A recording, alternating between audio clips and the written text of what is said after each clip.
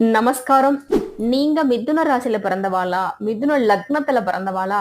வருமானம் வருவதுல தடைகள் இருந்துட்டு இருக்கா? என்ன மாரி தெய்வ வழிபாடுகள் பண்ணுனா உங்களுக்கு வருமானம் தொடர்ந்து வந்துட்டு இருக்கும்?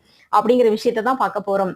உங்க வீட்டு பக்கத்துல எங்கெல்லாம் பெருமாள் ஆலயம் இருக்கிறதோ, அங்க வந்து பார்த்தீங்கன்னா, பச்சை பயிர வேக வச்சு பெருமாளுக்கு நைவேத்தியம் பண்ணிண்டு எல்லாத்துக்கும் நீங்க ஸ்பான்சர்ஸ் பண்ணேல்லாம், வருமானத்தில் இருக்கும் தடைகள் விலகும்.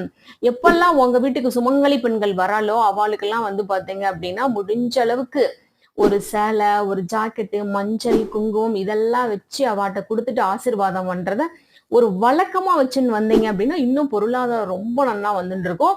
இந்த மிதுன ராசி, மிதுன லக்னத்துல பிறந்தவா என்ன பண்ணலாம் அப்படின்னு வந்து பார்த்தீங்கன்னா, ரொம்ப சின்ன குழந்தைகள் இருக்கால்ல, அவாளுக்கெல்லாம் வந்து நோட்டு, புத்தகம், பென்சில் இந்த மாரி விஷயங்கள குடுத்துன்னு வந்தீங்கனாலும், உங்களுக்கு வருமானத்தில் இருக்கும் தடைகள் விலகி பொருளாதாரம் அபரிமிதமா வந்துட்டு இருக்கும்.